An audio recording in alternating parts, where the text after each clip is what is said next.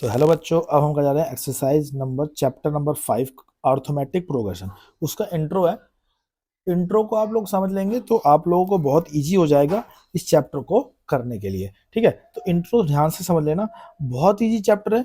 कुछ जो फॉर्मूले हैं, कुछ जो सवाल हैं, बस उनको उनको ध्यान रखना है और आप इस चैप्टर को बहुत ही आसानी से शुरू समझ पाएंगे और कर पाएंगे। ठीक है, इनकी एक्सरसाइज बहुत ईजी है। तो सबसे पहले तो देखिए, अर्थमेटिक प्रोग्रेशन चैप्टर का नाम है। तो अर्थमेटिक प्रोग्रेशन होता क्या है, तो लिखते हैं। पहला क्वेश्चन क्या है, व्हाट इज अर्थमेटिक प्रोग्रेशन। ठीक है, तो अर्थमेटिक प्रोग्रेशन होता क्या चीज है। सबसे पहले तो चीज है, ये है कि अर्थमेटिक प्रोग्रेशन होता क्या है। तो अगर हमें गिनती लिखता हूँ 1 2 3 4 5 6 7 8 9 10 और ऐसे बढ़ती जाती है गिनती, आगे तक इन्फिनिटी तक पहुंच जाती है। तो अगर मैं इनके बीच का डिफरेंस देखूं तो एक आएगा, इसके बीच में एक है, इसके बीच में एक है, इसके बीच में एक है, ऐसे ही सबके बीच में एक एक का डिफरेंस आ रहा है। चलिए इसके बाद दूसरा देखते हैं। अगर मैं टू का टेबल लिखता हूँ, टू टू वन टू, 4 6 8 10 12, ऐसे ही बढ़ते जाएगा अगर टू का टेबल। ठीक है, अगर इनके बीच में डिफरेंस लिखता हूँ तो टू का डिफरेंस है, इसके बीच में टू का डिफरेंस है, इनके बीच में टू का डिफरेंस है, इनके बीच में टू का, इसके बीच में टू का, ये भी डिफरेंस बराबर है। तो अर्थमेटिक प्रोग्रेशन या एपी वो होता है जिसमें जो डिफरेंस है, जो नंबर्स के बीच में, जो सीरीज के बीच में डिफरेंस है, वो अगर इक्वल है तो वो कहलाएगा कि हाँ वो एक अर्थमेटिक प्रोग्रेशन सीरीज है। आई होप आपको समझ आएगा कि अर्थमेटिक प्रोग्रेशन क्या है। अब देख लेते हैं, एक और चीज लिख लेते हैं।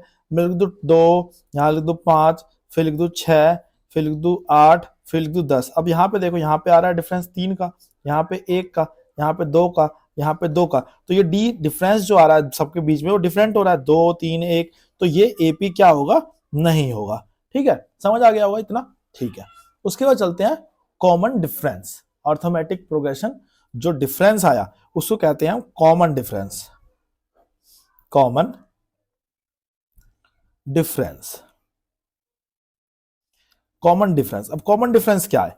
अब जो हमने टेबल लिखी 2 4 6 8 10, वेरी बहुत इजी तरीके से समझा रहा हूं मैं, ये आगे बढ़ती जाती है। अब मैंने इसके में से इसको डिफरेंस किया, मतलब इसे कह दिया हमने A1 A2 A3 A4 A5। जो डिफरेंस को डिनोट करते हैं हम किससे, स्मॉल डी से। ये हमारा होता है difference, common difference. Common difference denote किससे होता है, डी से। तो हमने लिखा डी।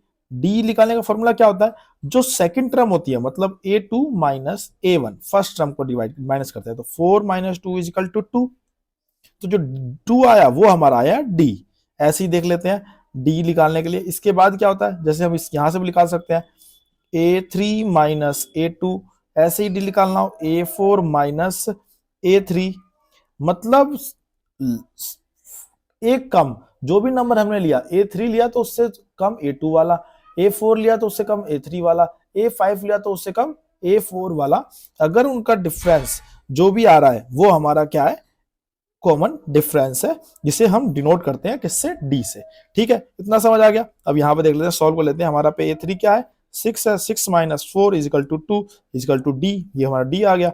A4 क्या है, A4 हमारा 8 है, 8 minus 6 equal to 2 equal to D, ये हमारा डी आ गया। तो कॉमन डिफरेंस क्या होता है, जो भी सीरीज, ये जो भी एपी दे रखी है, वो अगर उनके बीच में जो डिफरेंस है वो हमारा कहलाता है कॉमन डिफरेंस। अगर वो डिफरेंस बराबर है तो वो अर्थमेटिक प्रोग्रेशन कहलाता है। ठीक है, समझ आ गया इतना, बहुत आसान था। ठीक है, आगे देखते हैं इसमें और क्या चीज है। इसके बाद आता है general form of AP. AP की जनरल फॉर्म क्या होती है। ठीक है, जनरल फॉर्म ऑफ एपी मतलब कि एपी किस तरीके से, किस फॉर्म में होता है। हमें तो नंबर गिनती लिखी थी, उससे तो पता चल गया कि ऐसे होना चाहिए एपी, बट इसको मैथमेटिकली कैसे लिखना होता है वो देख लेते हैं। जनरल फॉर्म ऑफ एपी, तो हमने अभी देखा कि ये जो है वो इसके डिफरेंस, मतलब सबके बीच के डिफरेंस बराबर है। तो हम लिख सकते हैं जनरल फॉर्म ऑफ एपी क्या होगी, ए। दूसरा फॉर्म निकालना हो, ये A1 आ गया हमारा, ए को A1। अब लिखते हैं ए में डी अगर प्लस करते हैं, ए प्लस डी, उसके बाद आते हैं ए प्लस 2D, ए प्लस 3D। अगर इस तरीके से हमारी क्या होती है, जनरल फॉर्म होती है, और ऐसे ही बढ़ते चला जाता है। ठीक है, अगर हमें nth टर्म देखनी है कि n 100 टर्म क्या होगी, तो हम लिखेंगे ए प्लस 99D, मतलब जो फॉर्मूला बनेगा वो हमारा बनेगा ए एन माइनस 1D। ठीक है, ये हमारा क्या आ गया, 100 मतलब 100वां नंबर क्या क्या होगा वो निकालने का फॉर्मूला हमारा ये होता है। ठीक है, ए प्लस एन माइनस 1D। ठीक है, कोई भी nth टर्म निकालनी हो तो। ठीक है, और जो लास्ट टर्म होती है, लास्ट टर्म एक और इसमें आता है, last term of AP is called, मतलब is called, is denoted by, AP is represented by L. जो लास्ट टर्म होती है वो रिप्रेजेंट करते हैं एल से। अगर मेरे पास कोई इसी एपी है, मतलब हमें लिख दिया कि 3 6 9, उसके बाद आ गया 12, तो जो फर्स्ट टर्म है A1 है, ये हमारी A2 है, ये हमारी A3 है, A4 जो है, A4 हमारी क्या आ गई 12 है, और इसी को हम L से कहते हैं, क्योंकि लास्ट टर्म भी है AP की ये। अगर हमारे इसमें डॉट डॉट डॉट दिया है तो अभी लास्ट टर्म हमें पता नहीं है, लेकिन अगर कुछ भी नहीं दिया तो लास्ट टर्म हमारी ये हो गई। ठीक है, समझ आ गया इतना? ठीक है, चलते हैं और आगे। अब जो है हमारा, अब हम देख लेते हैं टाइप ऑफ एपी क्या होते हैं। टाइप ऑफ एपी, एपी का टाइप क्या होते हैं? दो तरीके के एपी होते हैं। नंबर 1 क्या होता है, फाइनाइट एपी। नंबर 2 होता है हमारा इनफाइनाइट एपी। और फाइनाइट एपी क्या होता है, जैसे हमने लिख दिया 2 4 6 8 10, इतना अगर लिख दिया खाली, इसके बाद कोई डैश डैश नहीं है, तो ये हमारा हो जाएगा फाइनाइट एपी। मतलब इसमें फाइनाइट एपी है कि जिसमें हमें पता है कि उसकी लास्ट टर्म क्या है, सिंपल हमें दिखा रखा है। और इनफाइनाइट एपी क्या होगा, जिसमें लिखते 2 4 6 8 10, ऐसे ही बढ़ते जा रहा है, कहां तक बढ़ रहा है ये हमें नहीं पता, तो ये हो जाएगा इनफाइनाइट एपी। ठीक है, चलते हैं नेक्स्ट टर्म पे। नेक्स्ट नेक्स्ट आगे क्या टॉपिक है हमारा, इसके बाद हमारा जो आ गया वो है हमारा nth टर्म। मैंने पहले भी दिखा दिया वैसे, पर देख लेते हैं। nth term of AP, nth term of AP अगर निकालना हो तो हम कैसे निकालेंगे? nth टर्म मतलब हमें एपी पता है और उसको बता दे कि nth टर्म निकालना है, तो कैसे निकलेगा? अब जैसे मान लीजिए हमारे पे एपी है, हमें दे दिया 3 7 11 15 19। ठीक है, और हमें बोल दिया कि इसका हमें 1 2 3 4 5 10वां नंबर क्या होगा, nth 10th एंड 10 क्या होगा वो हमें फाइंड करना है। ठीक है, एंड 10 क्या होगा वो हमें फाइंड करना है। तो nth टर्म निकालने के लिए फॉर्मूला होता है A N is equal to A plus N minus 1D। ठीक है, ये हमारा फॉर्मूला होता है, ये हमें पता था।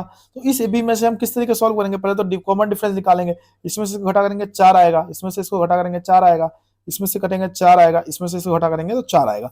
ये होता है nth टर्म निकालने के लिए फॉर्मूला।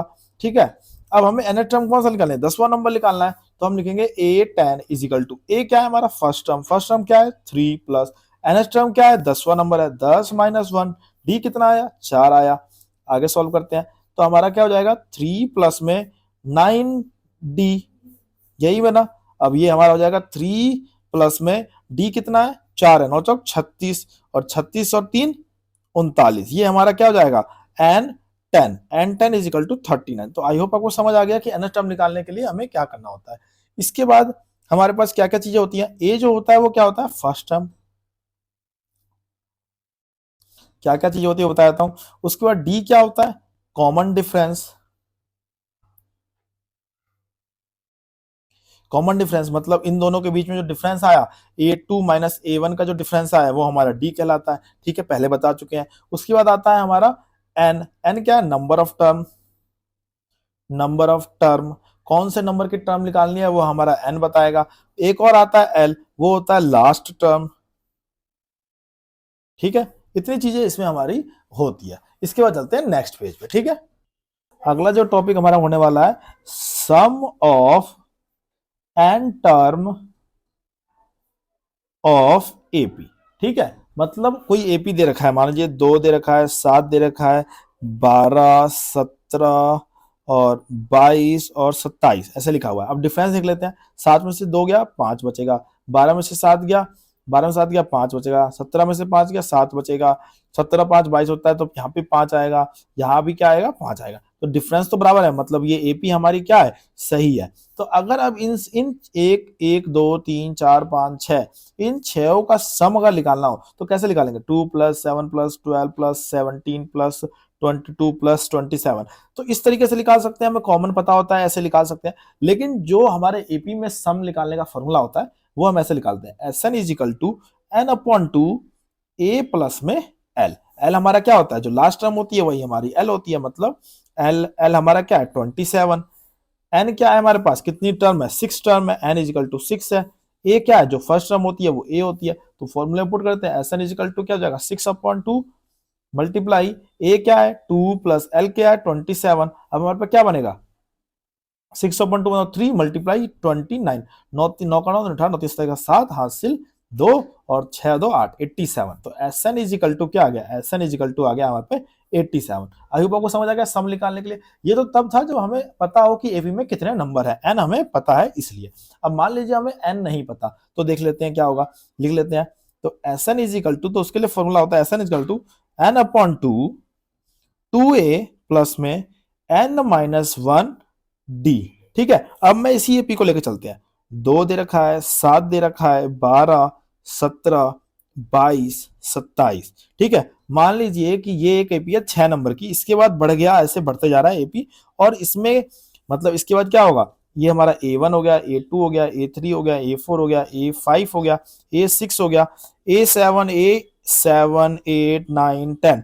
10 नंबर हमें निकालना है, मतलब मान लीजिए 10 नंबर का निकालना है, A10 तक निकालना है। 10वें नंबर का जो n है हमारे पे वो दे रखा है 10 नंबर तक, तो n की वैल्यू क्या दी 10 दे दी है, और इसका सम निकालना है। अब इसके बाद नंबर नहीं लिखे, हमें पता नहीं है, या तो पहले हम नंबर लिखें फिर सबको इस तरीके से जोड़ करें।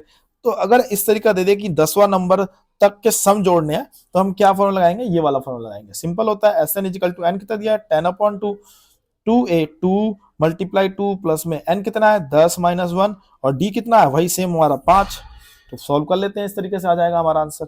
तो S N equal to 5 multiply 4 4 plus में ये हो जाएगा 9, 10 में से एक गया 9, 9 बजे 45, 45 और 5 49, तो 5 मल्टीप्लाई 49, और 49 को 5 ने बदल कर 5 हासिल 4, 5 चौक 20 और 2 20 4 24। ये हमारा क्या हो गया एस एन मतलब एन का मतलब 10, S10 इजिकल टू 245। ठीक है, ये हमारा आंसर आ गया। इसके बाद कुछ ही बोल दे, एन बोल दे 25 निकालने का, तो बस 25 पुट कर देना है, कुछ भी बोल दे, तो हम इस तरीके से निकाल सकते हैं। यही हमारा था इस एपी सवाल में। तो आई होप आपको समझ आ गया होगा। कोई भी समस्या हो तो कमेंट कर देना, चैनल पर नए हो तो सब्सक्राइब कर लेना, वीडियो को लाइक कर देना, और मिलते हैं आपसे नेक्स्ट एक्सरसाइज में जब हम एक्सरसाइज चालू कराएंगे। ठीक है, तब तक के लिए बाय बाय, राम राम।